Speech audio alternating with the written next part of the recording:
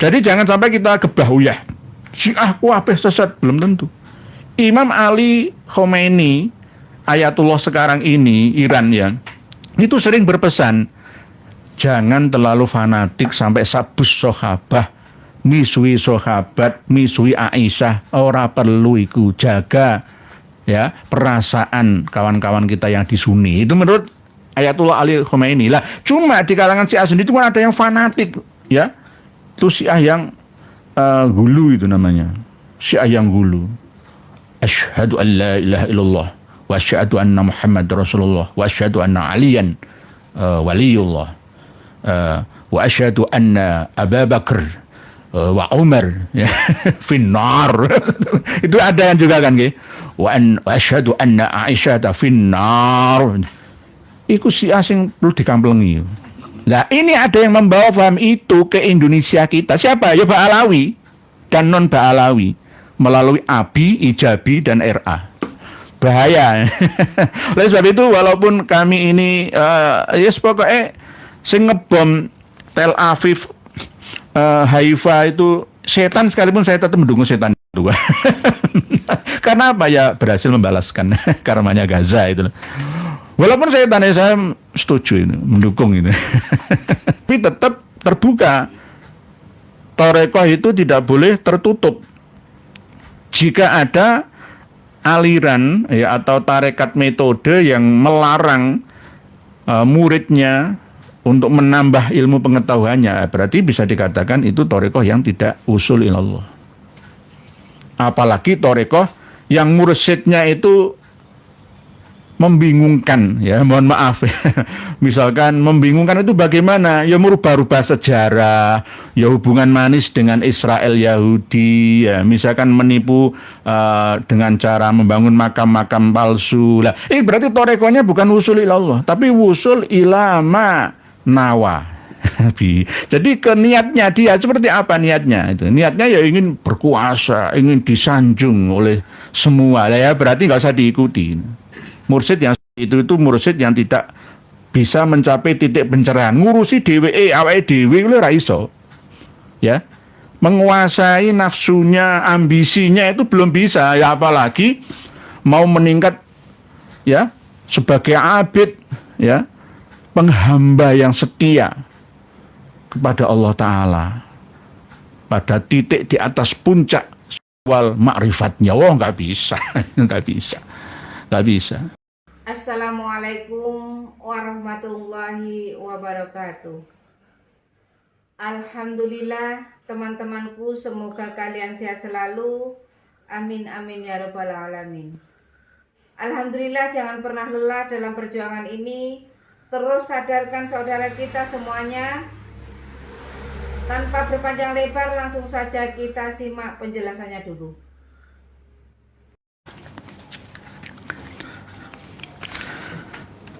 Assalamualaikum warahmatullahi wabarakatuh. Bismillahirrahmanirrahim.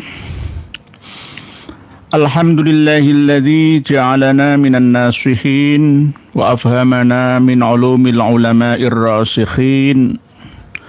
Wassalatu wassalamu ala man nasakha dinuhu adyanal kafarati wasswattalihin. Wa ala alihi wa ashabihi alladhina kanu bitamassuki syari'atihi sholihin. Qala Allah Ta'ala fi kitabihil karim, a'udzu billahi minasy syaithanir rajim. Bismillahirrahmanirrahim. Ya nisa'an nabiy lastunna ka ahadim minan nisa'i in ittaqaytunna fala takhdhu'na bil qaul فلا تخضعن بالقول فيطمع الذي في قلبه مرض وقلنا قولا معروفا. وقال رسول الله صلى الله عليه وسلم من سلك طريقا يلتمس فيه علما سهل الله له به طريقا إلى الجنة. أما بعد. Yang kami muliakan, yang kami hormati, yang kami ta'zimi, yang kami sayangi, yang kami cintai, para pemirsa dan pendengar semua dimanapun panjenengan semua berada. Salam hormat dan teriring doa dari kami, semoga panjenengan senantiasa diberikan kesehatan, keberkahan, kelimpahan, ketenangan, kedamaian, keselamatan, serta kebahagiaan di dunia sampai di akhirat bersama dengan keluarga dan bahkan dzurriyyah panjenengan semua. Terima kasih yang tak terhingga telah turut setia mengikuti kajian-kajian kita.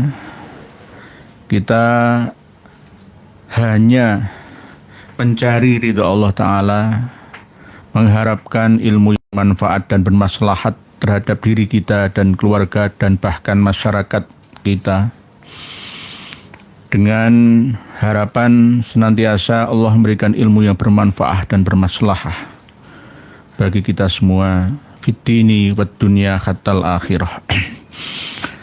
Sebelum kita masuk pada tema kajian kita malam hari ini, terlebih dahulu kami segenap tim KRT Nurekhya Adinegoro Surabaya mengucapkan bela sungkawa serta duka cita yang sedalam-dalamnya atas musibah yang menimpa saudari dan saudara yang kemarin Rabu malam Kamis menyeberang dari Pulau Jawa, Banyuwangi, Ketapang ke Gilimanuk, Bali sana, yang masih ada yang belum ditemukan di mana posisinya, masih hidup atau wafatnya.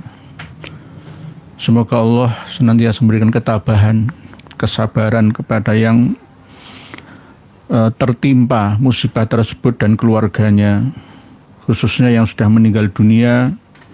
Semoga diampuni segala dosa kesalahannya, diterima segala amal baik dan ibadahnya. Masih ada 20-an lebih yang belum ditemukan karena derasnya arus laut Selat Bali sana. Kami sangat berduka sekaligus bela sungkawa yang sedalam-dalamnya.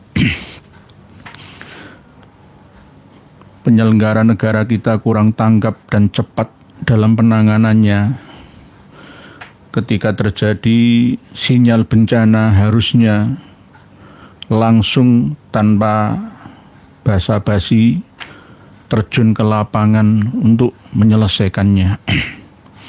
Untuk apa latihan selama ini tidak diterapkan, tidak dipraktekkan? Ini urusan nyawa manusia. Antara Pelabuhan Ketapang Banyuwangi dengan Gilimanuk itu tidak ada 6 km. Kalau lancar 30 menit perjalanan dalam penyeberangan dari Jawa ke Bali sana. Pas malam 10:30 kejadiannya antara jam 11-an yang akhirnya memang mendadak karena ombak yang begitu besar dan arus laut Selat Bali itu sebenarnya tidak sampai dalam 100 meter, tetapi di sela-selanya itu ada jurang-jurang. Selain bertemunya Laut Jawa dengan Samudra Hindia, ya juga ada cerung-cerung atau jurang-jurang bawah laut. Kalau dihitung rata-rata ya 60 meter dalamnya, tetapi ini bisa terjadi. Sangat kita sayangkan. Nanti kalau 1.500 kilometer ya dari Ketapang Kalimantan Barat ya sampai ke Jakarta, Tanjung Priok sampai ke Tanjung Mas, Tanjung Perak, lah bagaimana? Wong ini yang begitu dekat saja kita kecolongan. Banyak kendaraan yang tenggelam, nyawa yang hilang. Ya. Semoga semuanya bisa menerima inna lillahi wa inna ilaihi raji'un. Kita semua berasal dari Allah dan akan kembali kepadanya. Para pemirsa dan pendengar semua, begitu juga bela sungkawa kepada almarhum Muhsin yang kemarin meninggal, Hamdan At-Tamimi.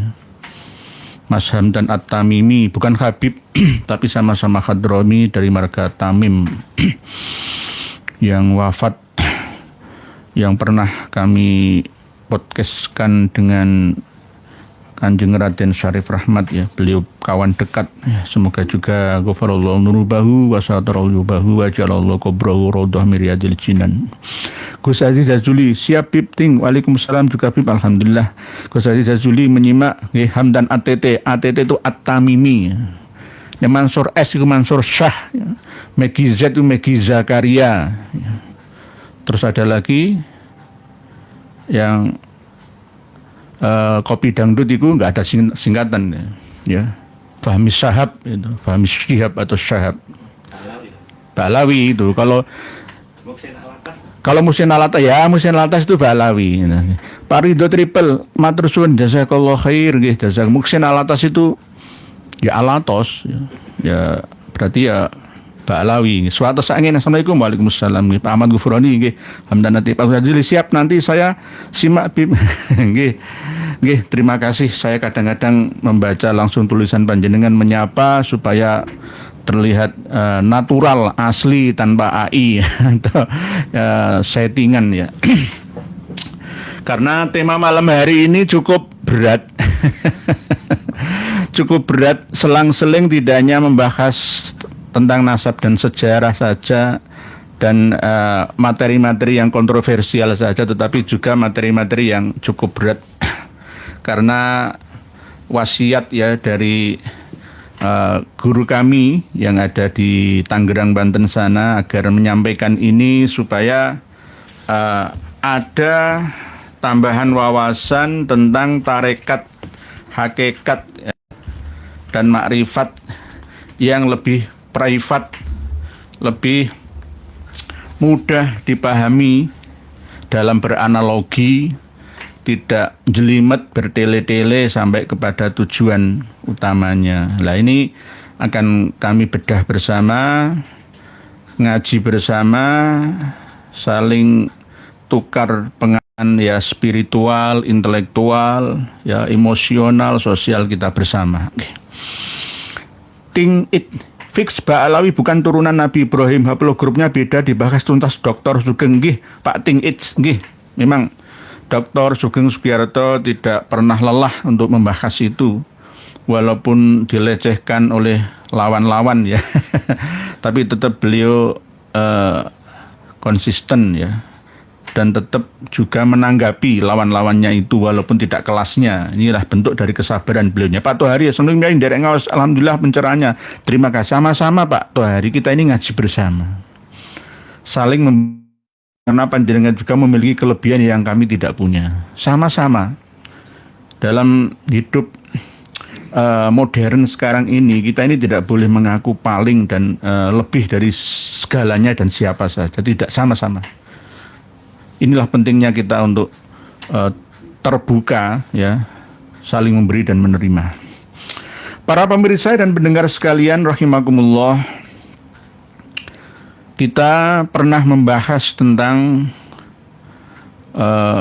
wali majdzub atau jadzab perilakunya dan bedanya apa dengan orang dalam atau dengan gangguan jiwa.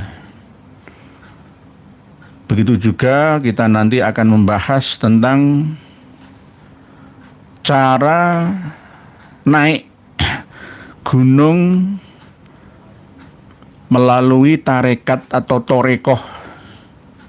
Ya mestinya mutabaroh ya. Bisa an-nahdiyah dan atau ghairil nahdiyah, yang sampai pada puncak kemakrifatan hakikatan yang ya sempurna menurut kelas kita. Kita analogikan dengan naik gunung dan menyeberangi Selat Bali untuk mengetahui isi wisata yang ada di Pulau Bali sana.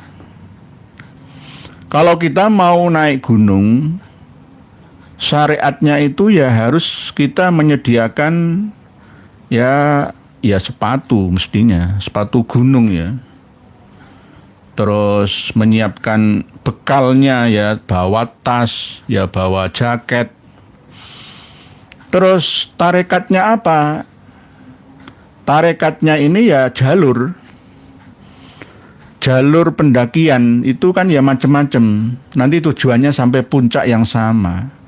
Tapi jalurnya ini berbeda-beda tergantung mursyidnya, pemandunya, guide-nya. Torekoh ini. Kalau boleh saya analogikan ya, kalau saya ndaki Gunung Penanggungan ya bisa lewat Pandaan, bisa lewat Tamiajeng Terawas ya, bisa lewat jalur tikus lainnya ya dari arah yang berbeda tergantung mursyidnya. Ada yang lebih cepat ya, ada yang lambat ya, ada yang bypass lah, tergantung mursyidnya masing-masing. Begitu juga ketika kita mau wusul ilallah dengan metode amal ibadah syariah kita ya, sholat, zakat, puasa, haji, muamalah ya, insaniyah yang tujuan utamanya juga ubudiyah lillah, itu bagian daripada syariah-syariah, amalan zohiriyah atau lahiriyah yang akan mengantarkan kita pada jalan metode atau tarekat atau torekoh yang wusul ilah sampai puncak ma'rifatnya, mengenal secara penuh ya, mencintai mahabbah secara kafah kepada Allah yang Maha Rahmah. Nanti puncaknya yaitu tadi di atas puncak gunung sana. Seakan-akan secara individu kita ini mampu menundukkan hawa nafsu kita, urusan duniawi kita, politik ya, persaingan hidup kita ya, dengan cara kita menaiki gunung yang tinggi sampai di puncaknya, seakan-akan kita sudah menundukkan Gunung Penanggungan, menundukkan Gunung Rinjani, menundukkan Gunung Raung, Gunung Sinabung, menundukkan Gunung Merapi dan gunung-gunung lainnya. Apalagi kalau sampai ke luar negeri sana, ke puncak Everest yang paling tinggi atau Kilimanjaro di Afrika sana. Ini analogi yang mudah dipahami ya. Torekoh itu apa sebenarnya? Torekoh itu metode hamba Allah yang ingin dekat dengan Allah dengan cara yang paling cepat dan tepat, wusul kepadanya. Seiring dengan perkembangan waktu, zaman sekarang ini, kita bertorekoh itu juga macam-macam, tidak hanya torekoh spiritual saja. Kita bisa mencapai puncak pencerahan jiwa spiritual kita dengan cara apa, sesuai dengan bidang kita masing-masing. Sudah mencapai mutmainnah, ketenangan jiwa. Jadi dengan cara masing-masing orang berbeda-beda. Ada yang melalui jalur intelektualnya, jalur sosialnya, ya, jalur finansialnya. Nanti sama titik temunya, muaranya yaitu di jalur spiritual.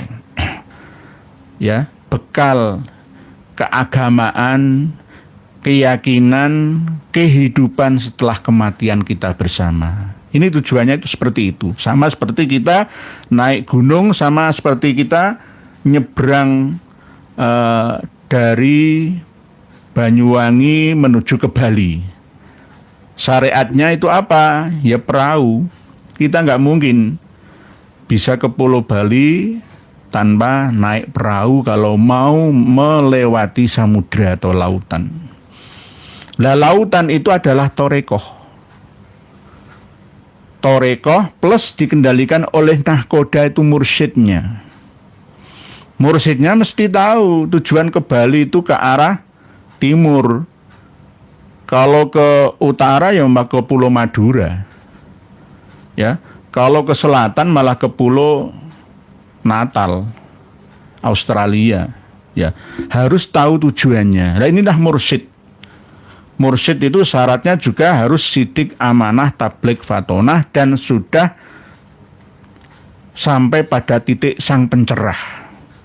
Kalau mursyidnya sendiri masih belum sampai pada titik pencerahan jiwa spiritualnya, ya maka nggak bisa dijadikan sebagai nahkoda. nanti tersesat kemana-mana. Bisa juga melalui metode yang lebih cepat sekarang ini melalui pesawat. Tidak harus melalui laut samudra. Karena torekoh yang lewat udara ya ini lebih sampai usulnya ke Bali sana. Hakikatnya kemana? Ya sama tujuannya ke Pulau Bali. Lah ma'rifatnya di mana? Ya nanti kita kemana-mana ya bisa ke Negara, ke Kediri, ya ke Tanah Lot, ya ke Karangasem, ya ke macam-macam semua ya, ke Denpasar, ke Kute, semuanya kita akan makrifat mengenal Pulau Bali itu luasnya berapa dan wisata apa yang disuguhkan oleh Allah Ta'ala di sana. Kita menikmati bersama, menghayati, membaca ciptaan Allah Ta'ala dan menikmati keindahannya dengan menghasilkan rasa takjub, syukur, subhanallah, subhanallah, subhanallah, lalu tumbuh subur kecintaan kita kepada Allah Ta'ala. Mahabbatullah yang luar biasa, sehingga inilah yang namanya wusul.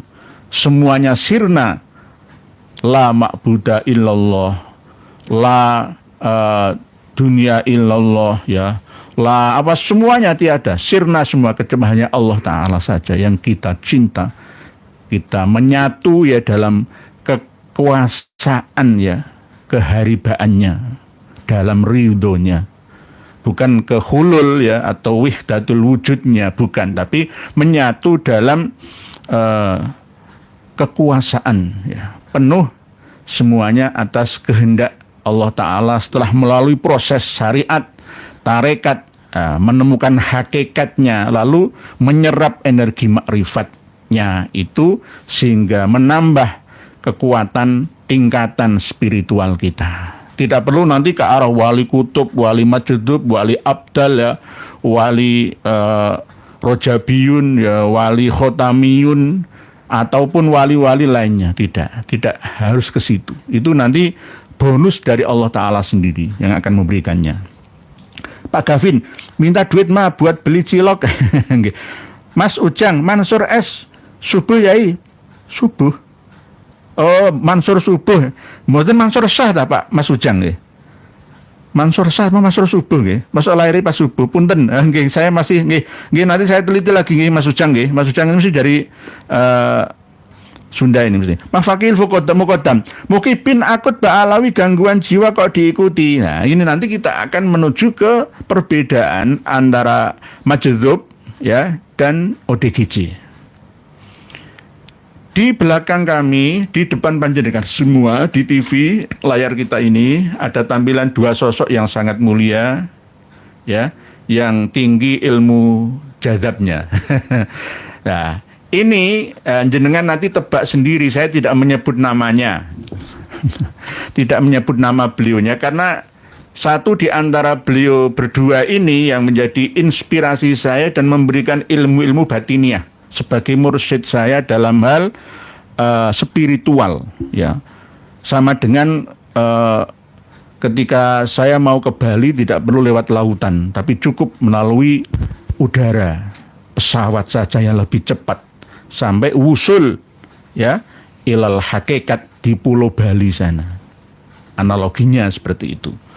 Jadi antara syariat ya, hakikat ya dibawa ya oleh tarekat itu. Harus ada tarekat. Tarekatnya ya naik pesawat atau naik perahu atau kapal feri. Nah, ada yang gagal tidak sampai ke hakikat seperti kecelakaan kemarin malam itu.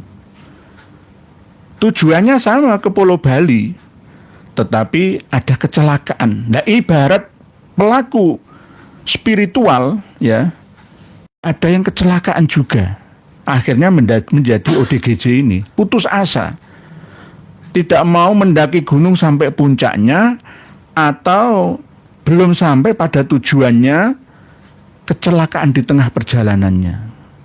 Kemungkinan salah mursyidnya, nahkodanya, gayet pembimbingnya, pemandunya, atau salah niatnya sendiri sang pelaku atau salik abid ya yang ingin wusul ilal khaliq ya, ilal ma'bud, akhirnya kecelakaan menjadi ODGJ itu. Jadi sebuah keputusasaan ya, langkah spiritual yang lebih tinggi gagal di tengahnya, yang akhirnya kecelakaan menjadi orang dengan gangguan jiwa, yang akhirnya karena tujuannya adalah ingin jadi wali ya, waliullah ya, yang masyhur bukan mastur, yang akhirnya dibalas oleh Allah dengan kehinaan. Nah, orang yang belum mengerti ini benar-benar wali majdzub atau tidaknya, ya wes pokoknya kayak apalagi ini Habib ini keturunan Ba'alawi ya, berarti masih wali lah, air kencingnya itu suci walaupun nggak nutup aurat ya mesti suci wong liutohirakum. Ini yang tadi saya bacakan itu 32. Saya diingatkan lagi oleh guru saya harus dibaca 33 Al-Ahzab sama 32-nya, nggak boleh dipisahkan satu sama lainnya, karena antara innama yuridullahu liyudhiba ankumur rijsa ahlal baiti wa yutahhirakum tathira itu ada korelasi hubungan dengan ayat sebelumnya, nggak bisa dipisahkan. Jadi ahlul bait ini bukan keturunan, ini khusus membahas masalah istri-istri Nabi. Jadi ini bagian daripada pemahaman orang awam ketika melihat orang yang aneh, nyeleneh, itu langsung divonis itu waliullah, yang majdzub, ya padahal enggak, itu ODGJ, orang dengan atau dalam gangguan kejiwaannya. Cara mendeteksinya ya tetap standar syariat, tarekat, hakikat, lalu kemakrifatnya. Kalau nggak sesuai, ya jangan dianggap sebagai wali majdzub. Wong dia nggak sholat kok. Jangan niru Nabi Balia Ibnu Mulkan atau wali Balia Ibnu Mulkan atau Nabi Khidir atau Nabi yang pernah menuntun Nabi Musa ya dengan ajaran hakikatnya. Jangan niru itu, kita umat Nabi kita kok bukan umatnya Nabi Musa kok. Ya ada syariatnya sendiri ya. Kalau nggak ngelakoni syariat ya berarti nggak sah wali jadzab atau majdzubnya. Itu buat saja. Atau nyelenehnya itu bimbingan, bukan bimbingan dari jiwa-jiwa yang suci, tapi jiwa-jiwa yang kotor. Ya ini ya minal jinnati ya wasyaitoni juga ya wanasi juga bisa.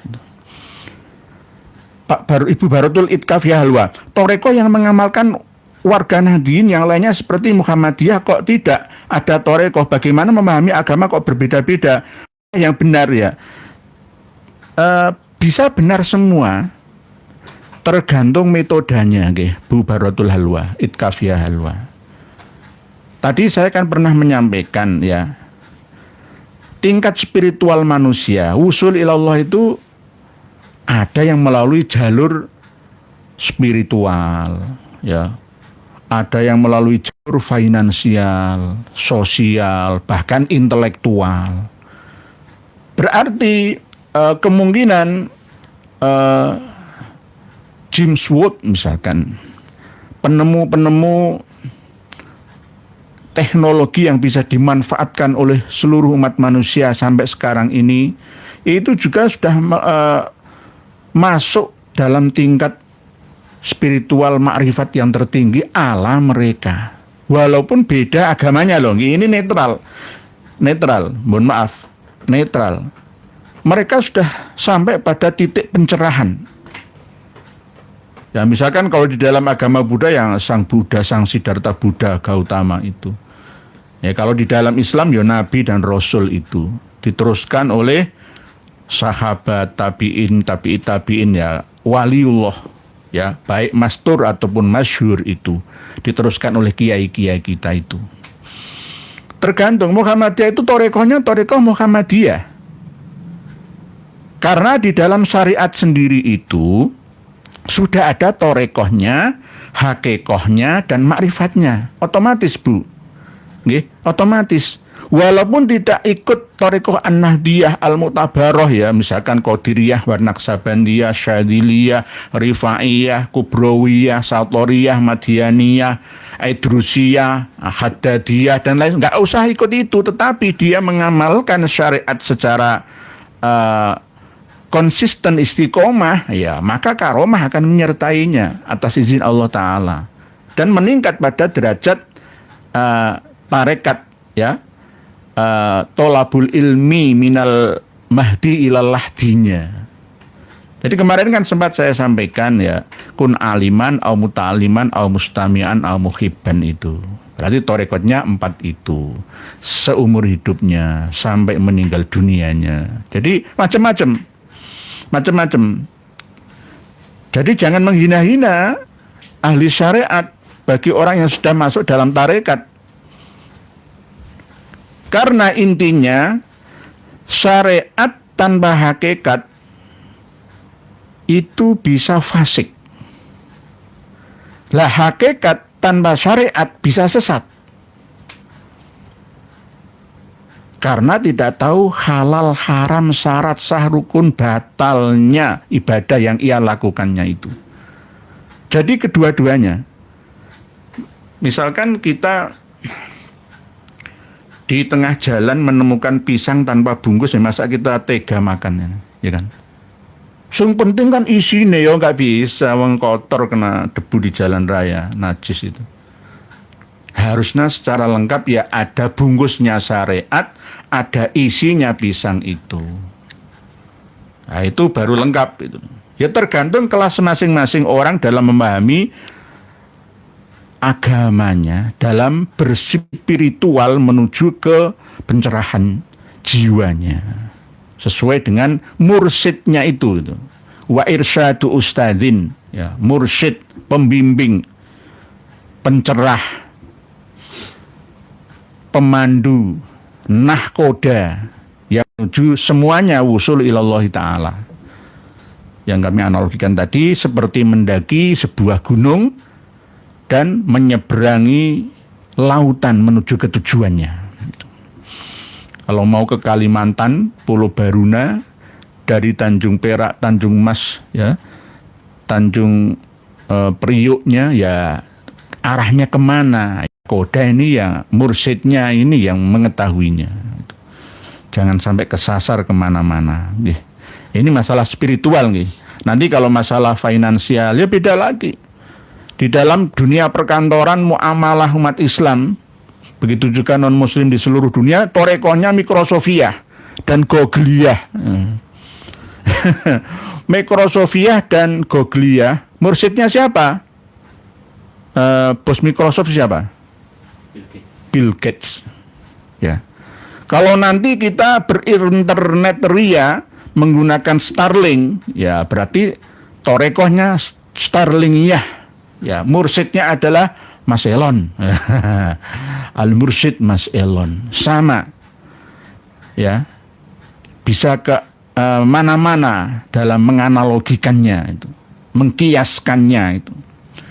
Jadi intinya nanti dengan cara tolabul ilmi selamanya kita akan menemukan ya jati diri kita setelah hidup ini mau kemana, berada di mana, setelah itu nanti kemana lagi dibangkitkan jiwa kita, masuk ke raga siapa, kemana, di alam mana, sampai kapan hidup kita, apakah selamanya atau tidaknya. Lah ini namanya pencarian jati diri. Dan masih banyak yang belum futuh karena perkembangan dunia spiritual ya itu juga terus mengikuti perkembangan teknologi yang ada.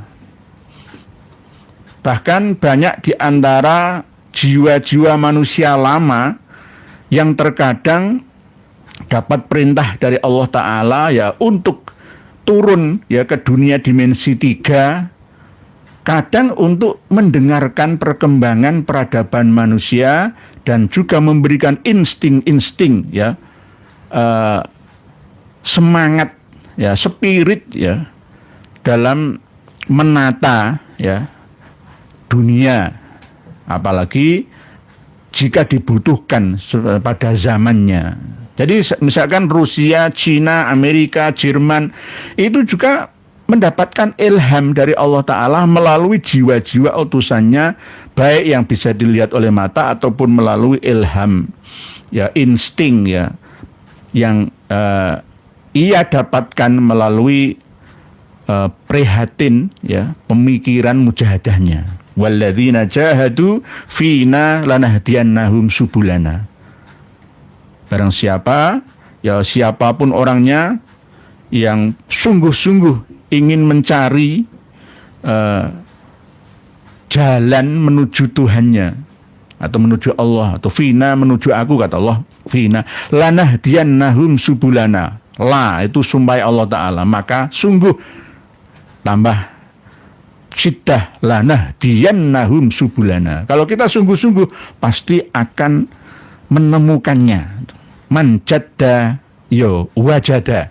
Sopo sing temen mesti nemu, barang siapa bersungguh-sungguh pasti akan menuai hasilnya. Ini hukum rumus alam kita. Mbah Gogel wan sowan. Nggih.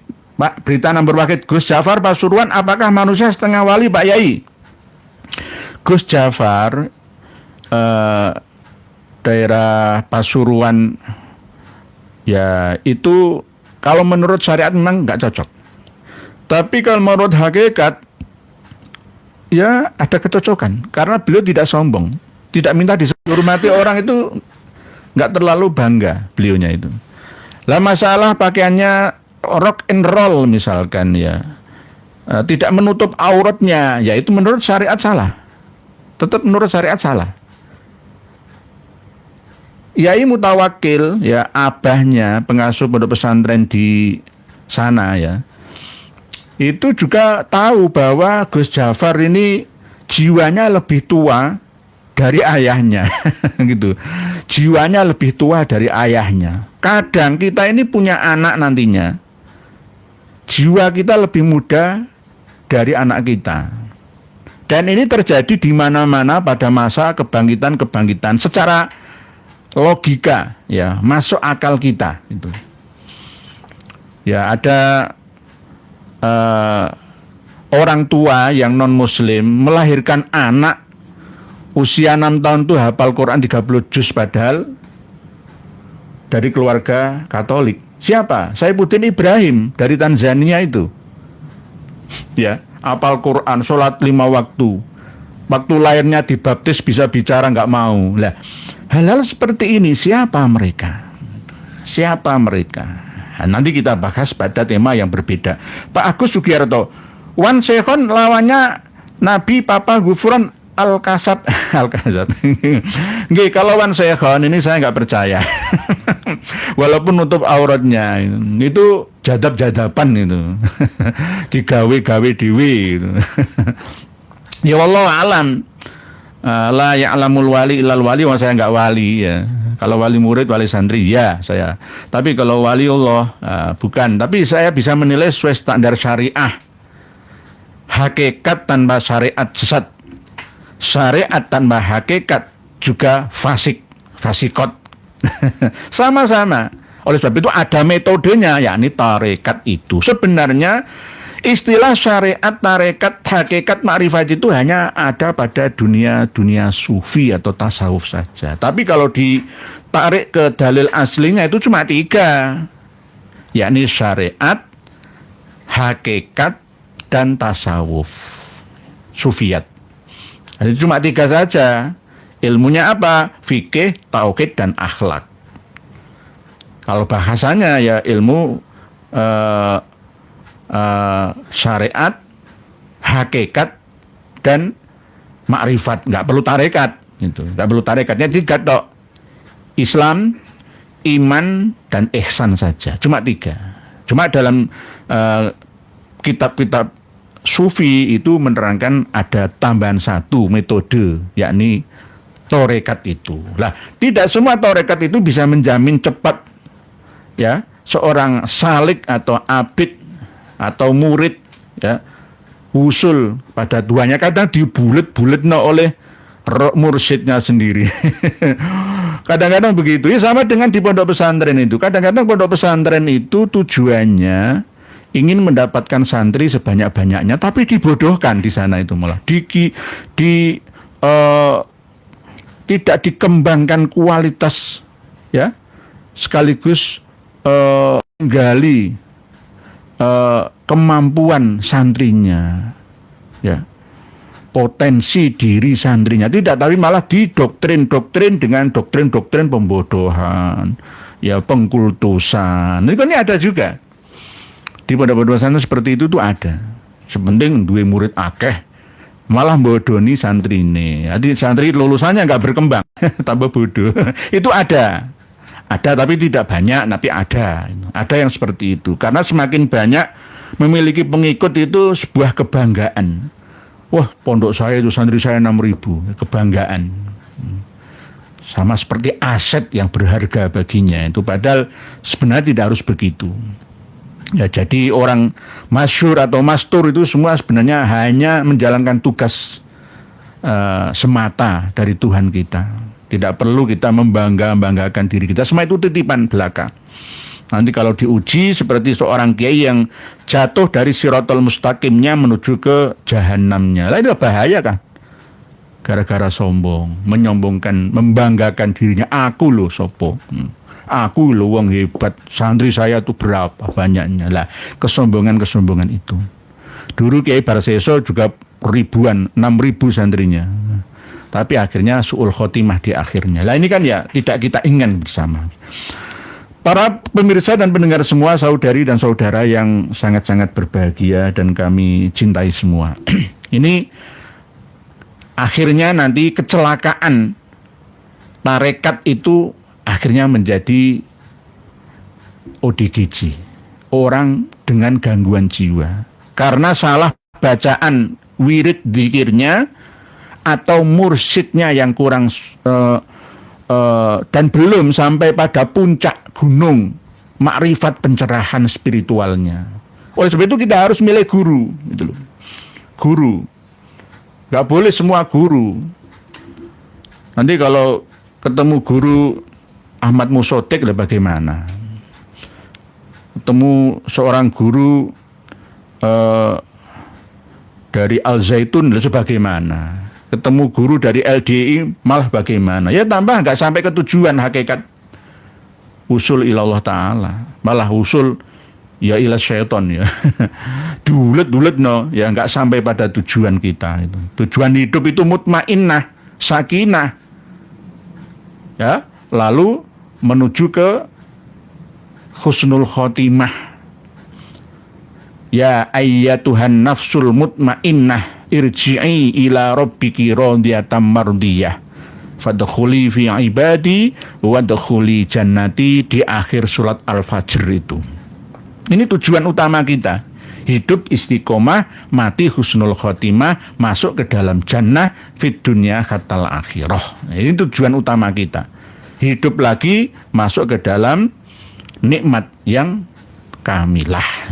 Ini tujuan hidup kita bersama. Inilah torekoh sebenarnya. Oleh sebab itu saya dulu juga beat torekoh Qadiriyah Nasabandiyah, torekot Syadiliyah, ya torekot Rifaiyah, macam-macam torekat saya. Tapi kebanyakan saya mencari torekot yang praktis sesuai dengan zaman. Tidak perlu memberatkan diri dengan bacaan-bacaan, tetapi melalui keistiqomahan walaupun sedikit saya istiqomahkan amalan baik bacaan ataupun perbuatan.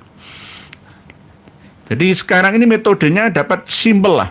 Kalau dulu kan untuk memahami tingkatan wali harus 21.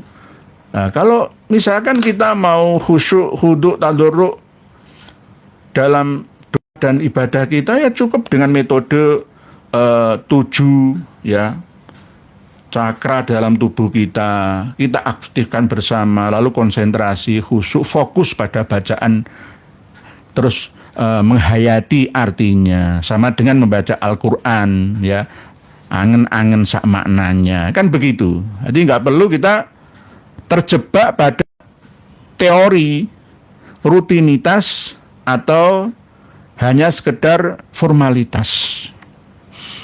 Misalkan seperti saya, umur 50 tahun, mulai balik saya 15 tahun, ya sampai sekarang tidak pernah meninggalkan sholat 5 waktu, tetapi masih dalam tingkat syariat saja, belum mampu menghayati apa yang saya lakukan, ya percuma kan, percuma. Walaupun Imam Syafi'i, Imam Hanafi, Imam Maliki, Imam Hambali tidak memiliki torekot-torekot, tapi intinya beliau sudah bersyariat secara kamilat, secara sempurna. Walaupun Imam Syafi'i tidak ada torekot Syafi'iyah ya, tapi beliau sudah otomatis mencapai titik pencerahan melalui torekot ya, yang beliau jalankan sampai pada hakikat dan makrifat yang telah beliau rasakan.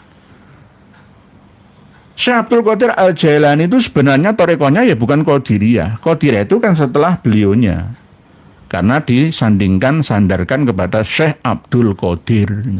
Misalkan torekoh Abu Madian ya, torekoh Madianiyah. Ya sebelum torekoh Abu Madian, torekoh apa? Ya torekoh Muhammadiyah, ya torekoh Islamiyah sama. Ahlussunnah wal Jamaah, Syiah, Khawarij, Murji'ah, Qadariyah, Jabariyah. Ya, itu semuanya juga torekoh semuanya. Sebenarnya cuma ada yang torekoh husul ilallah, tapi metodenya itu rumit, sulit, bulet, ruwet itu. Tapi ada yang langsung wusulnya itu cepat. Bedanya itu di situ. Nah, terus kebanyakan orang yang sudah masuk dalam dunia tarekat ya hakikat berhenti untuk bertolabul ilmi, akhirnya menjadi fanatik. Saya torekoh saya ini paling ya, selain torekoh saya ini nggak ada apa-apanya lah. Tijaniyah ya menafikan tarekah lainnya, ya tidak menafikan, mengharamkan tidak, tapi merasa berbangga secara berlebihan. Saya torekoh Syadiliyah misalkan, saya dari Mbah Muhaiminan Gunardo Paraan Temanggung sana, wah itu segalanya ya. Ya seakan-akan ya akhirnya menafikan, itu nggak boleh. Tapi kalau PD, percaya diri, mantep, madep itu boleh. Tapi tetap terbuka. Torekoh itu tidak boleh tertutup. Jika ada aliran ya atau tarekat metode yang melarang muridnya untuk menambah ilmu pengetahuannya, berarti bisa dikatakan itu torekoh yang tidak usul ilallah. Apalagi torekoh yang mursyidnya itu membingungkan, ya mohon maaf ya. Misalkan membingungkan itu bagaimana? Ya merubah-rubah sejarah, ya hubungan manis dengan Israel Yahudi, ya misalkan menipu dengan cara membangun makam-makam palsu. Lah, berarti torekohnya bukan usul ilallah, tapi usul ilama nawa. Jadi ke niatnya dia seperti apa niatnya itu? Niatnya ya ingin berkuasa, ingin disanjung oleh semua. Ya berarti nggak usah diikuti. Mursyid yang itu mursyid yang tidak bisa mencapai titik pencerahan. Ngurusi DWE, awake dhewe lho ra iso. Ya. Menguasai nafsunya, ambisinya itu belum bisa, ya apalagi mau meningkat ya sebagai abid ya, penghamba yang setia kepada Allah Ta'ala pada titik di atas puncak wal ma'rifatnya. Oh nggak bisa. Nggak bisa. Jangan diikuti ya mursyid-mursyid seperti itu. Bukan berarti orang yang masuk dalam ranah torekoh itu terus tidak bekerja, tidak berkeluarga, tidak bersosial, ya enggak, ya tetap sama. Cuma kadang-kadang ya guru saya dengan pilih ini, kadang itu ya uzlah, kadang ya jadab, tapi tidak seterusnya. Jadab itu berapa hari gitu. Jadi masa setiap hari itu harus naik gunung terus, ya enggak kan ya. Kadang-kadang naik gunung, kadang naik mobil, kadang naik kapal, ya naik pesawat kan begitu ya. Tidak naik gunung terus ya enggak. Rasulullah Shallallahu Alaihi Wasallam 10 hari, kadang 1 bulan full ya di Jabal Nur ya, di Gua Hira itu ya. Itu juga uzlah. Ingin berinteraksi dengan alam jagat besar dari jagat kecil badaniyahnya. Sama, Nabi Musa juga begitu. Ke Gunung Tursina ya selama 40 hari itu. Akhirnya mendapatkan predikat Kalimullah itu. Mulai dari Wadil Muqaddasi yang tua itu ya di Tursina itu. Begitu juga Nabi Daud mencapai titik pencerahannya ya berada di gunung. Walqad ataina Dauda minna fadla ya jibalu awibi ma'hu wa tayra wa alanna lahul hadid. Jadi Sailendra, wangsa Sailendra itu ya Nabi Daud itu sebenarnya. Nanti kita bahas lagi. Saila Indra yang menundukkan gunung-gunung. Nabi Daud itu tuh kalau baca Mazmur, kalau orang Sunda, Asep ya, itu kalau di gunung, di jurang, di hutan, duduk manis sambil termenung sekaligus membunyikan serulingnya.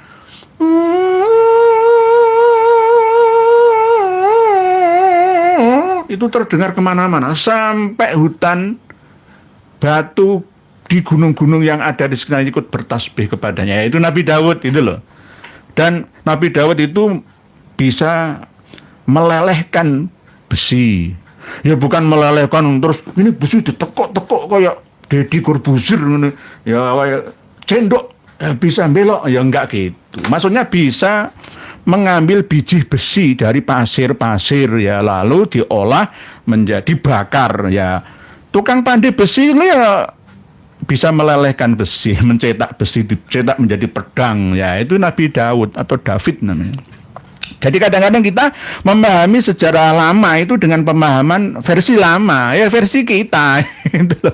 Jangan versi lama, ya ada yang versi lama, ada yang ilmiah versi kita.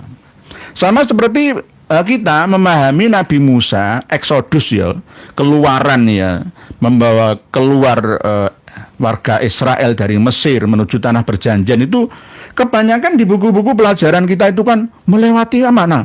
Laut Merah. Enggak, bukan Laut Merah. Bahr di dalam ayat ya surat Al-Baqarah, surat Al-Imran itu bukan Laut Merah. Terusan Suez. Lah nyeberangi Laut Merah begitu panjangnya sampai Jeddah ya nggak mungkin. Sampai di gunung di Bukit Tursina itu kan cuma yang paling tinggi itu kan 1.500 meter ya, M200 sampai 800 mdpl. Ya, itu ya dari kalau sekarang dekat dengan Alexandria atau Iskandaria, pusat dari Mesir kuno. Nyabrang itu bukan Laut Merah yang disabrangi, terusan Suez. Terusan Suez itu ada yang melebar, ada yang menyempit. Yang paling sempit itu antara 200 meteran. Dan ada pasang surut karena kadang bertemu antara Laut Tengah Mediterania dengan Laut Merah itu. Jadi yang disabrangi Nabi Musa dengan tongkatnya ya memang ya benar tongkatnya diperintahkan begini akhirnya mendatangkan angin. Tongkat singkir angin, tombak singkir angin ya. Karena diperintah Gusti Allah, nek diperintah Gusti Allah ya ora iso, tongkate dingokno ya ora iso. Karena idrib ya biasokal bahr ya, maka langsung ada angin dari arah timur karena Nabi Musa bisa membaca cuaca. Keluar dari Mesir ini tanggal berapa pas surut ya, nanti sampai di tepi sebelah timur itu pas pasang. Nah, maka yang ngejar itu pasti tenggelam. Nah, gini. Karena Nabi Musa sudah berkali-kali pada pengusiran yang pertama sampai ke Midian ya, bertemu dengan Zulfuro ya, jadi istrinya Nabi Syuaib itu mertuanya, ya kan ngerti jalurnya, ya, jalannya. Nah, maka membaca ini pas waktunya pasang, ya, waktunya surut. Ya. Jadi bukan Laut Merah, bukan terusan Suez. Terusan Suez itu ada yang lebarnya 300 meter, ya ada yang 200 meter, menyempit itu loh. Yang akhirnya pada abad 19 ya akhir itu digali oleh Perancis menjadi terusan Suez itu yang menjadi rebutan karena income yang besar ya. Hubungan dari Eropa ke Asia itu tidak melalui Tanjung Harapan yang muter terlalu panjang ya sampai pucuk Afrika sana, sampai Madagaskar itu terlalu keluar biaya yang sangat besar ya. Akhirnya ditiru oleh Panama. Nanti kalau ditiru selain Selat Malaka ada Selat Thailand sana. Oh hebat, Thailand akan mendapatkan uang yang melimpah ya dari yang melewatinya. Jadi ini dalam perspektif pemahaman kita yang mudah dipahami saat ini. Nah ini nanti akan masuk dalam kategori pencerahan secara spiritual yang berhubungan dengan kehidupan kita saat ini, mau kemana kita setelah mati, di mana posisi roh atau jiwa kita nanti. Terus nanti dibangkitkan lagi di mana, dimensi mana, berapa lah. Kita harus mempelajari sejak kini supaya kita ini tidak bingung. Hidup ini untuk apa, mau kemana, masa kayak hewan mati bar urusan, kan nggak mungkin. Oleh sebab itu tadi saya membacakan mukadimahnya kitab Durratun Nasihin ya, walaupun 838 hadis asar dari Durratun Nasihin ini tidak semuanya sahih ya. Ada yang maudhu, ada yang dhaif ya. Ada yang la aslalah, ya. Tidak ada asal usulnya. Tapi dalam hal manusia itu setelah mati itu ada budaya mitos di negeri leluhur kita. Roh jiwanya itu akan naik ke atas gunung sana. Ada yang mengatakan seperti itu, tapi ini tidak bisa dikatakan berdasarkan sabda Nabi kita, tapi berdasarkan mitos atau budaya keyakinan lokal saja. Kalau dibuktikan ilmiah ya memang benar ada di atas gunung itu ada pasar-pasar. Orang mengatakan pasar setan, tapi sebenarnya bukan setan ya. Orang mengatakan itu jin, sebenarnya tidak murni jin. Macam-macam. Di atas gunung sana itu ya ada aturan. Orang mau naik gunung itu harus hatinya suci, bersih. Tidak boleh motong-motong tumbuhan, kayu, pohon-pohonan seenaknya. Nggak boleh berkata kotor ya. Macam-macam persyaratannya. Ya. Jadi naik gunung itu ya tidak sebebas-bebasnya, itu ya nggak ada aturannya. Ada aturannya. Lah, terus misalkan nanti kalau kita mati itu di mana posisi roh atau jiwa kita ya? Beberapa hari setelah kita meninggal dunia masih ada di tempat di mana nyawa kita diambil oleh Allah Ta'ala melalui malaikatnya. Tapi ya tidak semua. Tergantung juga masalah mitos budaya keyakinan manusia di mana dia berada. Kalau yang diteliti oleh leluhur Nuswantoro itu ya bahwa ada juga nyawanya manusia yang berada di gunung-gunung. Oleh sebab itu dulu itu orang kalau mau moksa itu naik ke gunung sana. Meniru nabi-nabi kan juga begitu ya, Nabi Musa, Nabi Daud, bahkan Nabi Isa itu lebih lama hidupnya ada di gunung. Ya ada yang mengatakan gunung Himalaya. Semenanjung gunung antara kalau sekarang ya Kashmir sana. Lebih lama di gunung.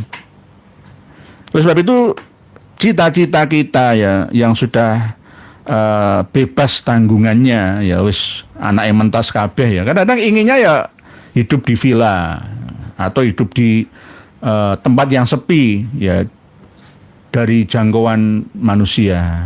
Uzlah untuk bisa introspeksi dirinya, muhasabah, lalu membaca ayat-ayat Allah Ta'ala selain yang terfirman, terbukukan, tapi juga tercipta di alam semesta raya yang begitu banyaknya. Akhirnya menemukan jati diri atau pencerahan secara spiritualnya. Apakah perlu bimbingan seorang mursyid ya? Kalau sudah di awalnya syariatnya cukup kuat ya nggak perlu.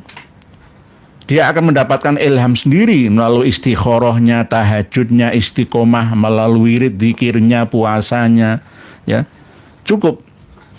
Nah ini bagaimana? Apakah ini berhubungan dengan budaya Arabik atau Javanik? Lah ini ada juga dalam pendapat Imam As-Suyuti atau pendapatnya sahabat Abu Bakar bahwa nyawa, roh jiwanya anak-anak muslim mukmin yang meninggal dunia itu dipelihara oleh Nabi Ibrahim dan Sarah istrinya.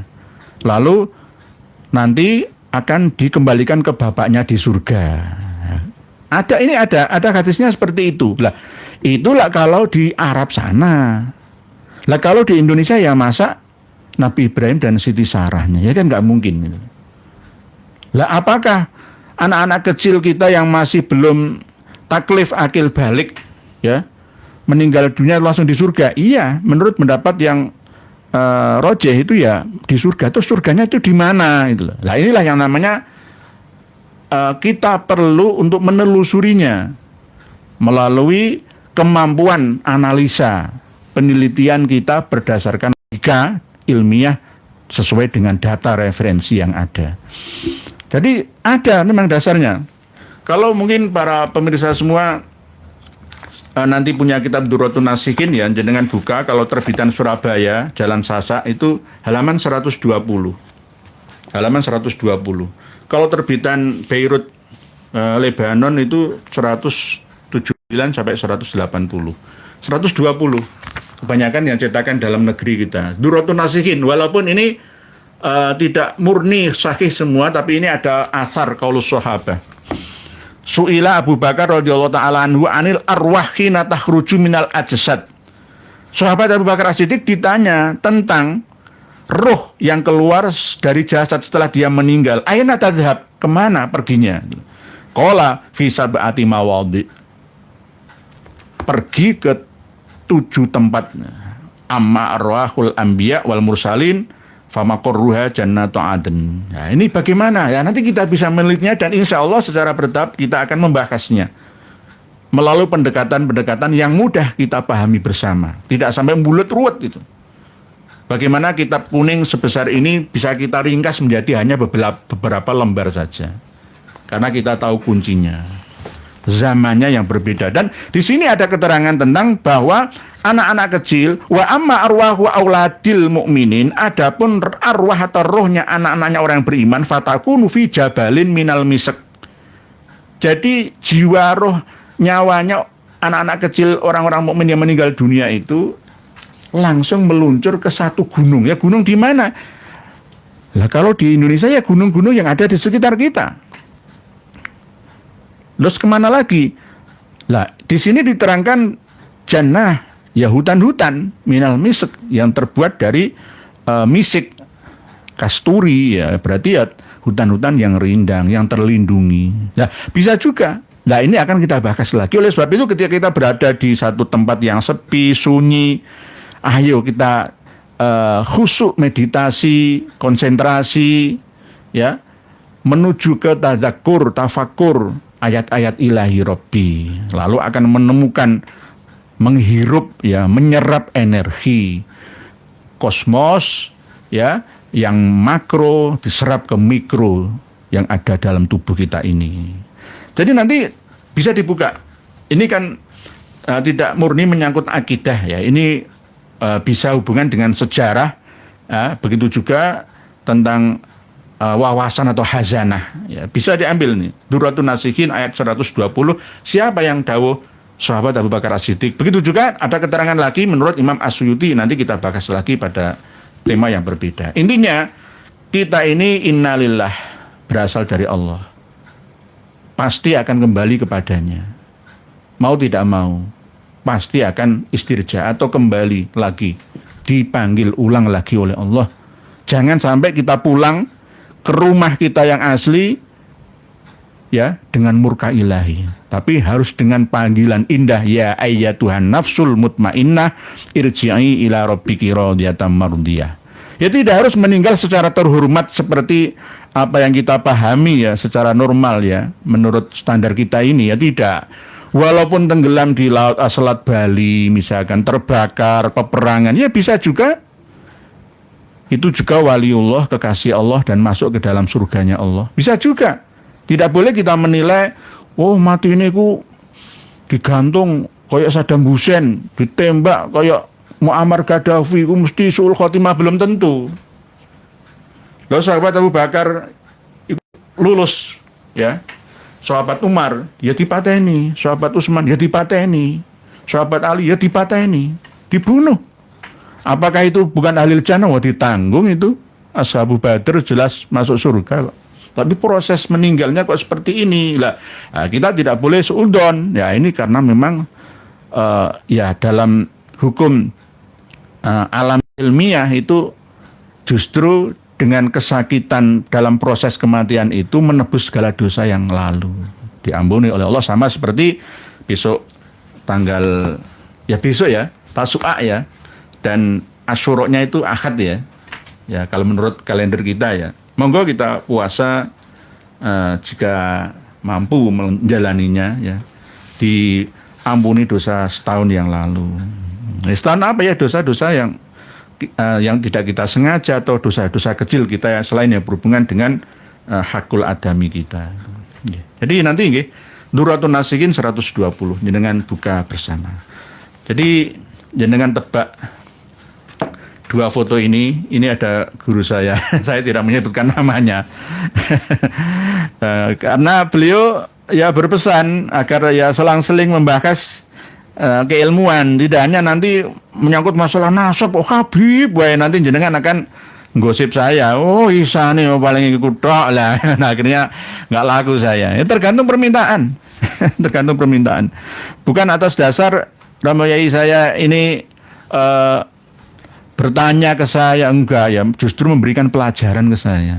Jangan sampai saya terlalu berbangga jika disanjung oleh orang lainnya atau bersedih hati jika dilecehkan oleh orang lainnya. Karena apa? Itu nanti akan mengukur keikhlasan kita sampai di mana.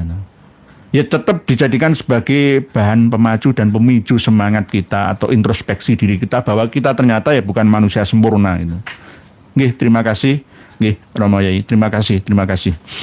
Sekarang kita akan Pak Agus Sugierto, one second lawannya. Nggih.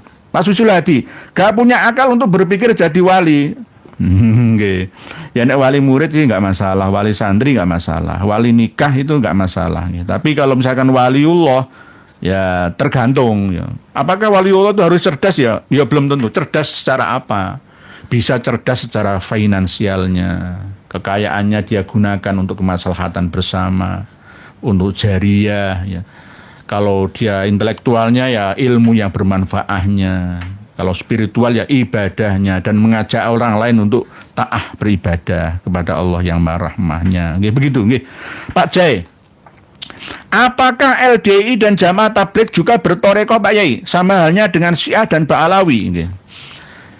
Pak Jai, LDI itu yang saya pelajari, saya teliti itu nggak punya toreko. Torekonya itu pokoknya duit. Pokoknya duit dan duit, sama seperti MLM, multi level marketing. Pokoknya urip nuntunya duit. Apapun semua butuh duit. Dan dengan cara usrun, tebusan dosa, sepenting kaya. Ngancam neraka, janjikan surga. Itu torekonya, toreko dajjaliyah. Nah, terus Jamaah Tabligh bagaimana? Jamaah Tabligh itu ya bertoreko. Torekonya itu istiqomah dakwah.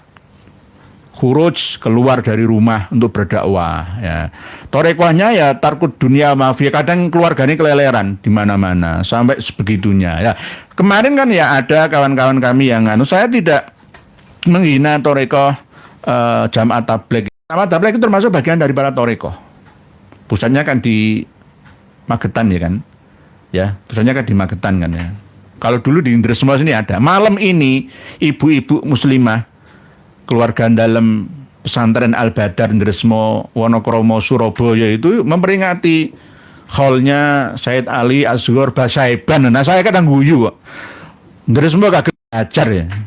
Kok isin gue Basaiban gitu loh. Heran aku. Padahal saya sudah ketemu, nggih. Dengan pentolannya sana sudah ketemu, bukan Basaiban, Anda itu bukan Ba'alawi. Oh, gak gelem belajar. Saya tanya ke anak-anak kecil, kamu siapa nak? Arif Basaiban, alah nono. Sama seperti Mas Rizik Syihab. Wali Songo itu Habib. Percaya diri, gak mau mempelajari, gak mau nambah informasi kayak gini nih loh. Penyakit nih umat Islam ini, gak bisa maju umat Islam. Kayak gitu.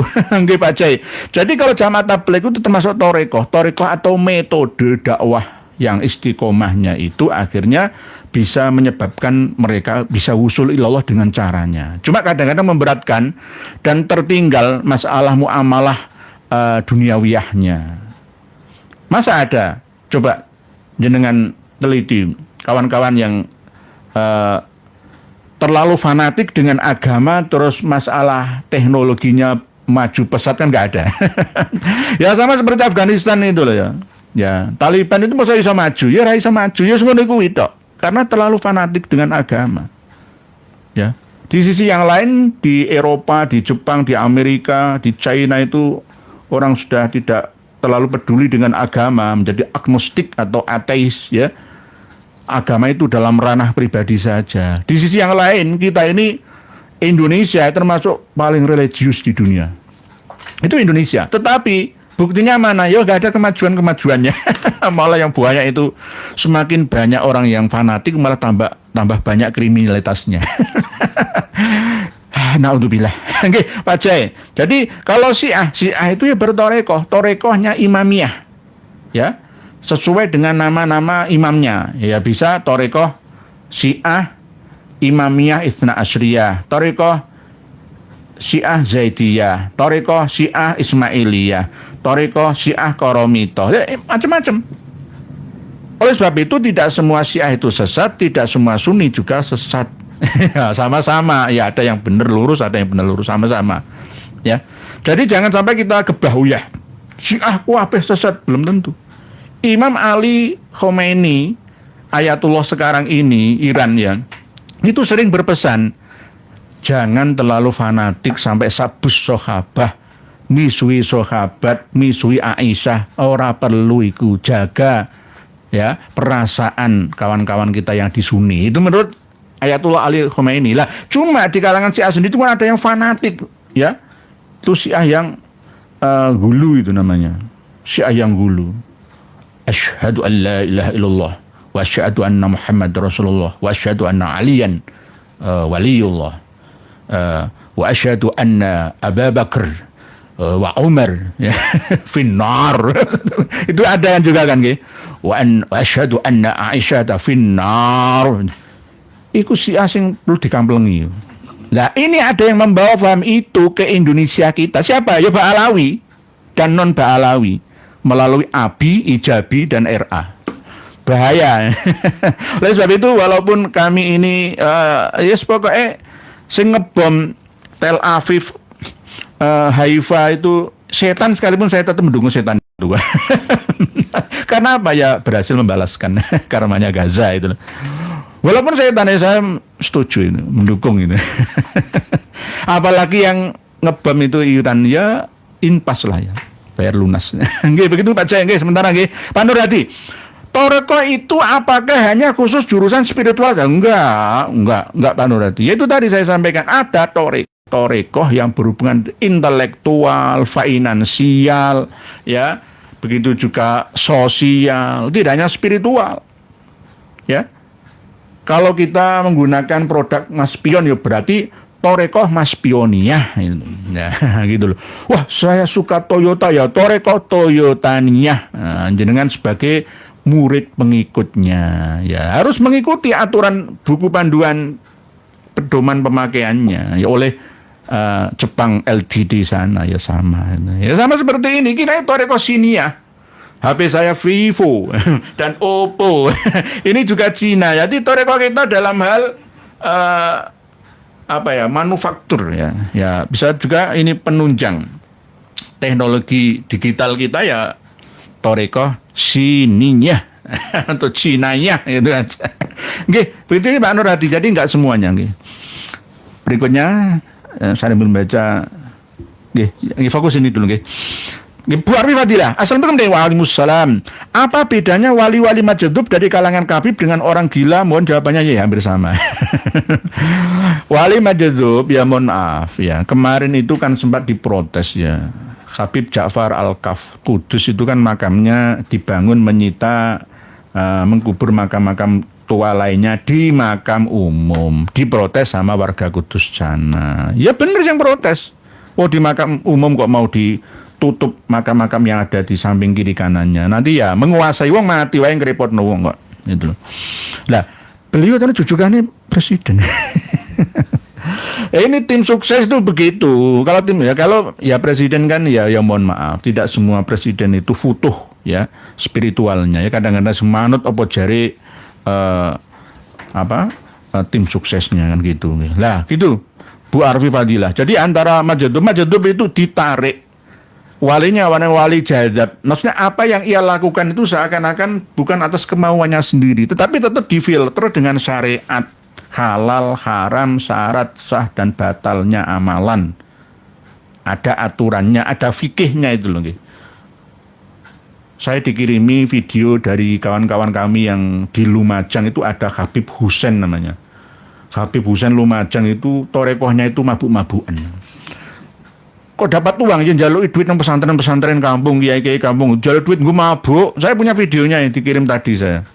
Ini loh Yai, tolong dibahas. Oh, jangan, kalau masalah pribadi nggak berani saya. Ya itu jangan ditiru gitu loh. Ada duit nanti gue mabuk maneh kok. Ya, nanti jangan sampai nanti toreko seperti itu, toreko yang setoniah itu. Ya, zina, mencuri itu nggak apa-apa. Di dalam kitab Rosfatus Sodi itu ada keterangan Habib itu walaupun ngerampok, ngerampas hartanya itu tetap masuk surga. Sama seperti yang disampaikan oleh Dek Hani Asakov, ya, agen Israel, hubungan dengan Israel, ya, melalui dianya ini. Jadi Rasulullah saja memperbolehkan merampok daripada mengemis. Ajaran gila itu, ODGJ itu, bukan Majadub itu, Bu Arfi Fadilah. Pak Ridho Tribel, fenomena seperti ini sudah sering terjadi di zaman dahulu. Nah, di mana yang gila dianggapnya wali Majadub? Setahu saya Majadub itu biasanya berproses mulai syariat dan torekot dulu, tidak ujuk-ujuk langsung jadi Majadub. Nggih, Pak Ridho Tribel, nggih.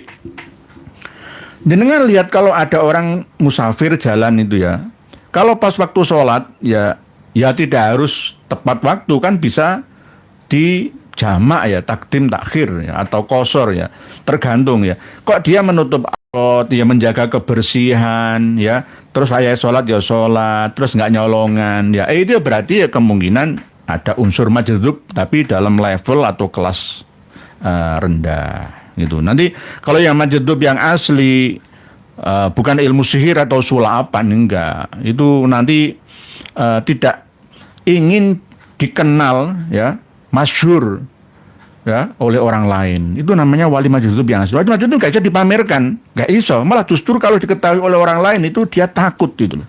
Itu wali Majadub yang asli. Atau Majadubnya itu tidak selamanya. Guru saya itu kalau Majadub itu ya beberapa hari saja. Ya tapi tetap menjalankan syariat itu. Kalau Majadub itu hilang akalnya ya berarti nggak taklif, nggak akil balik, ya ora wajib sholat. Lho piye maneh jenenge edan kok sholat itu piye to? Nggih, ora kena hukum taklif, nggak mukallaf namanya. Nggih, Pak Ridho Travel nggih. Jadi ucuk-ucuk langsung jadi Majadub nggak bisa, harus proses. Nggih. Nggih. Pak Ridho Travel matur suwun, jazakallahu khair. Nggih. Jazaan wafiran fid dunya hatal akhirah. Nggih. Bu Zanjeda, assalamualaikum warahmatullahi wabarakatuh. Kalau torekotnya jalur sesat dan berlawanan dengan ajaran Allah dijamin, tapi dijamin usul ila syaitan, gila res Bu Zanjeda, nggak usul ila Allah. Nggih. Mau naik gunung, ya, mursyidnya itu mbakrak ya, malah masuk jurang, ya. Mati kayak yang terjadi wanita dari Brazil ya, yang mati di Gunung Rinjani ya. Ya kita ini di Paido Indonesia itu nggak canggih ternyata. Negara apa ya, serain miskin ya, negara tidak berteknologi ya, gara-gara piye diumbar nang jurang sampai mati, padahal ketika masuk jurang itu masih hidup lah ini. Kalau Brazil sana kan canggih.